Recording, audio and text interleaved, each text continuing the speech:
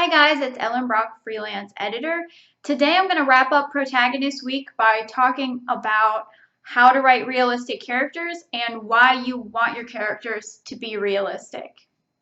It can be a little bit difficult sometimes to understand what it means when you hear the writing advice that you should write realistic characters. We all see characters that are clearly not realistic. They have skills that don't exist in reality. They have outlandish personality traits. And it can be hard to understand in what sense does the character need to be realistic when you see all these characters that just don't seem realistic at all. But the key to creating a realistic character is not necessarily to create a character that feels as if they exist in reality, but rather to create a character that makes sense within the context of your book. So if you're writing a fantasy and it's very outlandish and unrealistic and it's just a wild story, there are still characters that will feel as if they make sense existing in this world, and then characters that just don't quite feel right. So when we're talking about realistic characters, we're talking about a character that makes sense both within themselves, their motivations, their flaw, their backstory all work together. It all makes logical sense, as well as their personality traits, being logical, making sense, being possible in the context of the novel.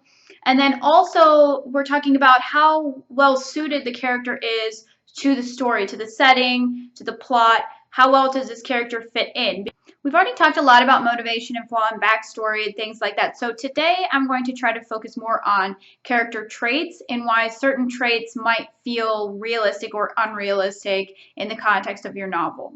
You'll know if your character isn't feeling realistic because agents and editors will probably tell you that they don't connect with your character, and beta readers might tell you that they find your character annoying or unlikable. This normally doesn't come from negative traits. It normally comes from an overabundance of positive traits. The character just feels too well suited to their environment. They're too capable. They're too perfect. They make friends too easily. Things just work out too well and too nicely. So I'm going to list out some traits that are very common in characters that are considered to be unrealistic or unlikable. It's important to note that these traits aren't bad inherently, and it's okay to use them in your characters. The problem occurs when the traits aren't included for any real reason, and they're sort of thrown in to make the character just seem better or to create sort of a fantasy life or a fantasy character. So the first type of trait that might cause you some trouble is physical appearance. It's very common for writers to create characters that are unrealistically beautiful or handsome, and they may even have alternative appearances or something unusual about their appearance to further enhance why they're unique. So this might be an unusual or non-existent hair color or a high contrast between the hair and the skin, such as black skin and blonde hair or white skin and jet black hair. It might involve eye colors that don't exist or rarely exist. Purple eyes are very common. And it may also involve a sort of aura around the character, a sort of sense that this character is unnaturally mesmerizing. A lot of the time, unpublished manuscripts will include this sort of factor of people are just attracted to the character and it's sort of not explained. Or it may be mentioned the character is normal looking or plain looking but is extremely mesmerizing and everybody is always interested in this character. So whether or not it comes from actual attractiveness or some sort of ethereal sense of being mesmerizing or unusually attractive in a non-physical way, the result is that people are too interested in the character, and that feels unrealistic. So if it's a female character, it will often be that the male characters in the story as a whole are all attracted to the female. And this feels very unrealistic to the reader because everybody has different tastes, everybody's looking for a different type of partner, and if everybody in the story is attracted to your character, it will not feel realistic. This is very common. It's a very, very common problem, especially with female protagonists, but it can also occur with male protagonists who have too many women interested in them, just like all of the women in the story interested in them at the same time. So I recommend if this problem applies to you, that you make sure to include characters that do not find your protagonist attractive, because that will tremendously help. Obviously, this character doesn't have to say that they don't find your protagonist attractive, but there should be characters of the opposite sex who are not romantically pursuing your character. If everybody wants to be with your character, it will not feel realistic. The next area that might cause you some trouble with your character becoming unrealistic is if the character has too many skills.